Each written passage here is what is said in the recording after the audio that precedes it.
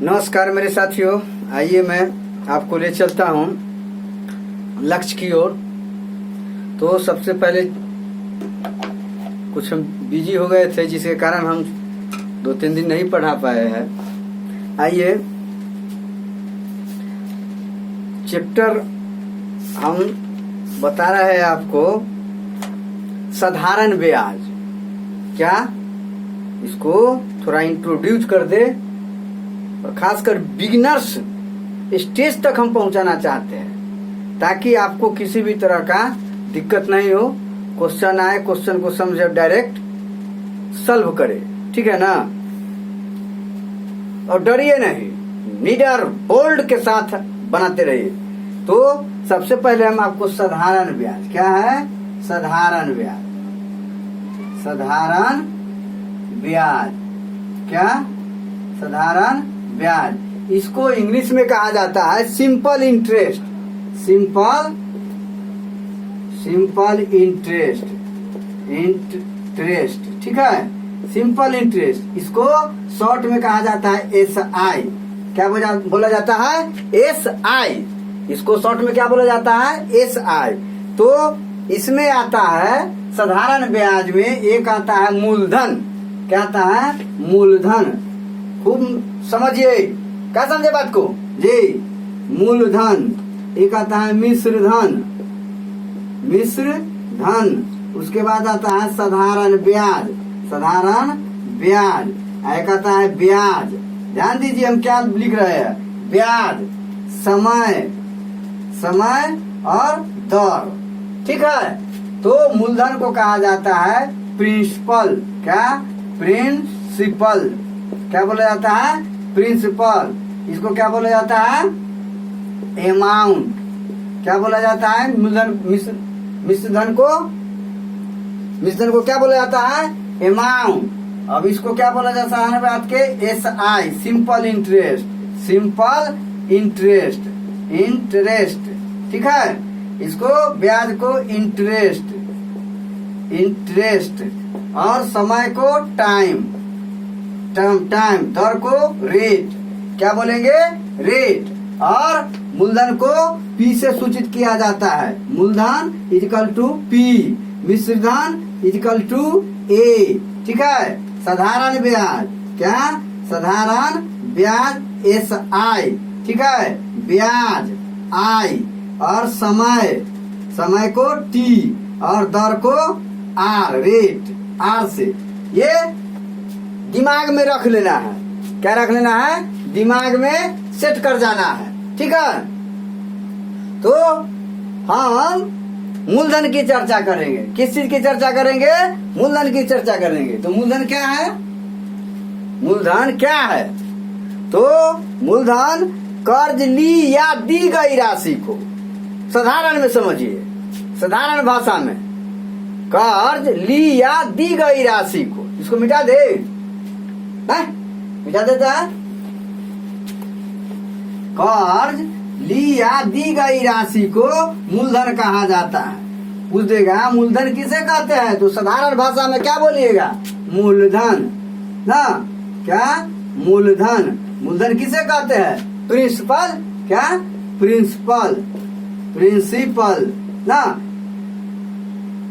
जो कर्ज होता है ना, कर्ज लेते हैं किसी से, कर्ज किसी भी महाजन के यहाँ जाते हैं तो आपको किसी तरह का परिवार में समस्या आ गया, शादी ब्याह किसी तरह के मतलब कुछ आ गया फंक्शन, तो उस फंक्शन से निपटारा पाने के लिए आपके पास पहले से भी अमाउंट है, कुछ अमाउंट की कमी है। तो कमी को पूरा करने के लिए किसी दूसरे महाजन के यहाँ जो ऋण दाता है, जो ऋण लगाता है, कर्जा लगाता है, सूदखोर होता है, सूदी पर काम करता है, तो उसके यहाँ आप जाइएगा तो क्या लीजिएगा, प्रिंसिपल लीजिएगा, कर्ज।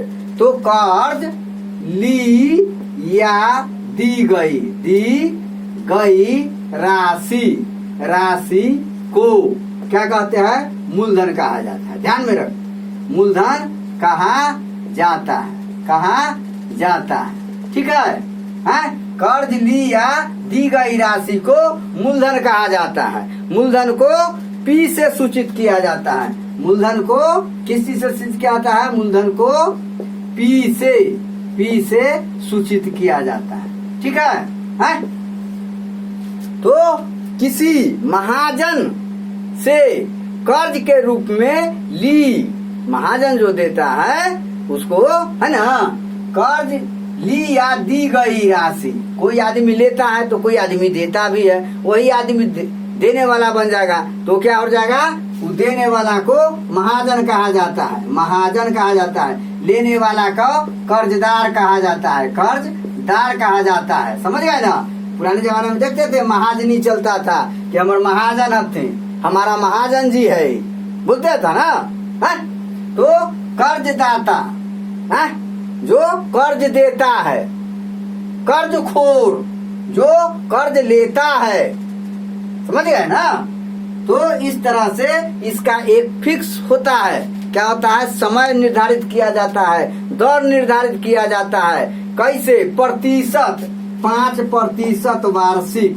5% वार्षिक के मतलब, ये 5% वार्षिक का मतलब ही हुआ कि 100 रुपया का ब्याज एक वर्ष के लिए, 100 रुपया का ब्याज एक वर्ष के लिए 5 रुपया लेगा आपसे ब्याज के रूप में। तो अगला साल जाइएगा उसको लौटाने के लिए तो कितना देना पड़ेगा?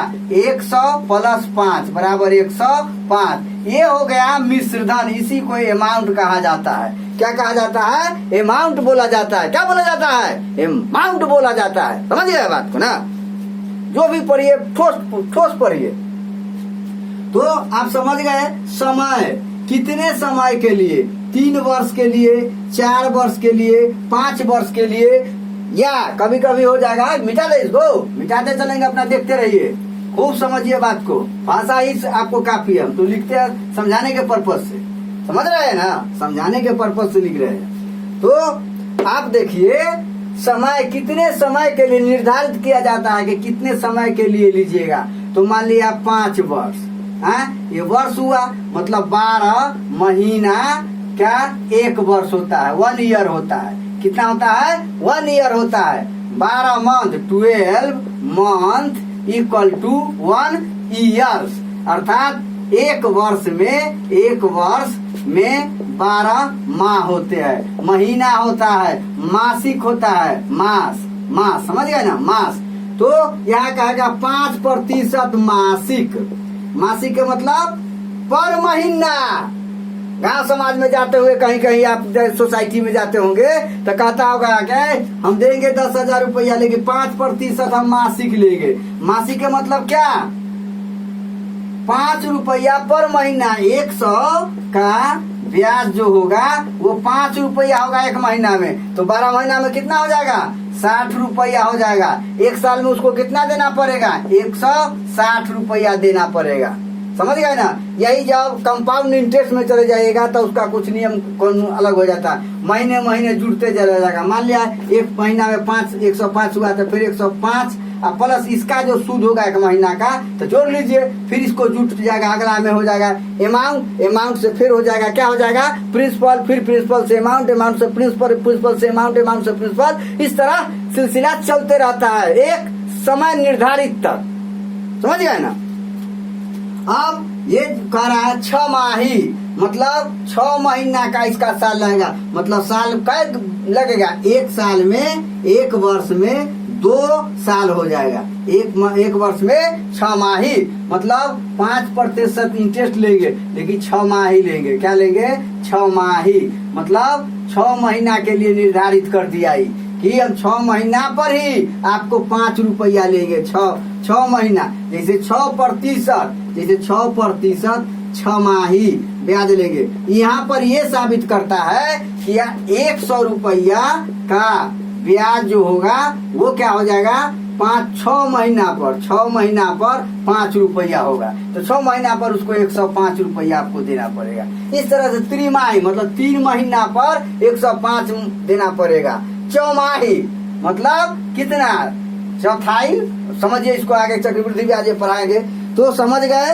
दर मतलब 100 रुपया जो मूलधन लीजिएगा वो एक वर्ष के लिए 5% या 10% या 20% लेगा। क्या लेगा? वार्षिक लेगा, सालाना लेगा। समझ रहे ना, वार्षिक लेगा या सालाना ले लेगा, ठीक है। तो आपको समझ गया इस तरह से बात को। अब देखिए आगे, अब देखिए, अब कुछ फॉर्मूला है, उस फॉर्मूला को दिमाग में रख लीजिए। साधारण ब्याज, क्या साधारण ब्याज, क्या साधारण ब्याज, इसको साधारण ब्याज बराबर मूलधन, क्या लिखिएगा, मूलधन, मूलधन अगुने समय, क्या समय अगुने दर बटे 100, ये हो गया साधारण ब्याज।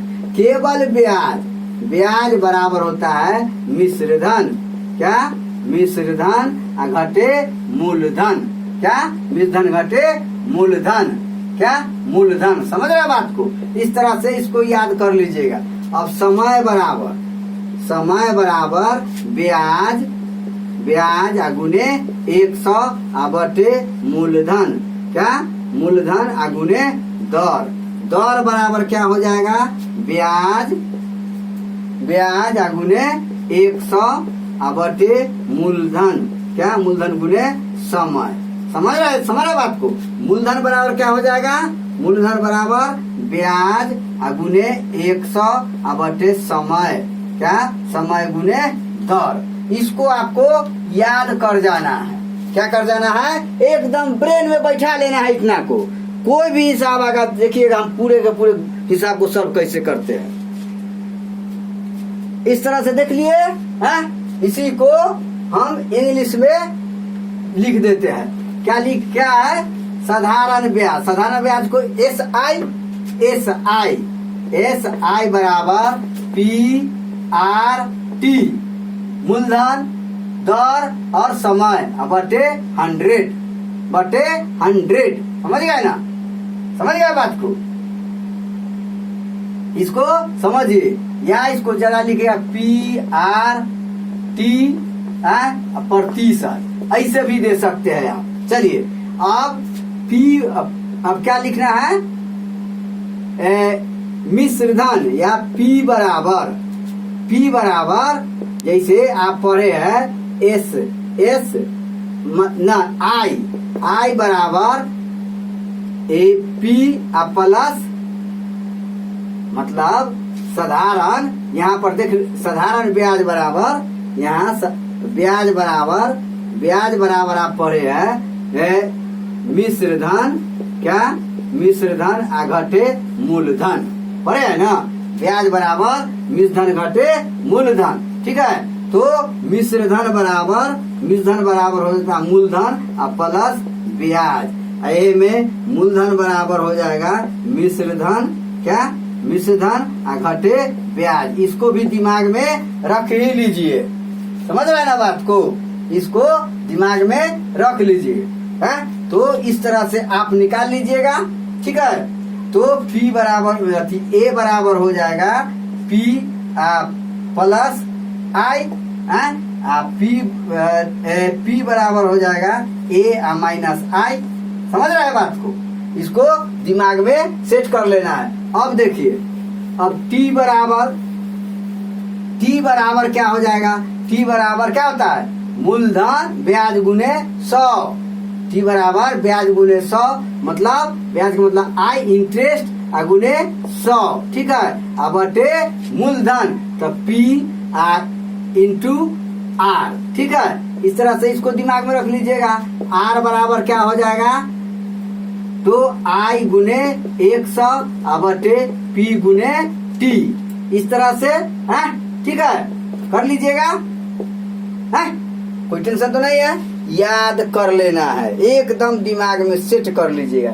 इसको और हम डिटेल में आपको बताएंगे। चलिए इतना ही रहने दीजिए, ज्यादा दिमाग खपत मत कीजिए। इसको 3 बार 4 बार इसको रट जाइए। कल से हिसाब इस पर जो भी क्वेश्चन देंगे हम कैसे बनाया जाएगा बताएंगे, कोई टेंशन। जय श्री राम, हर हर महादेव।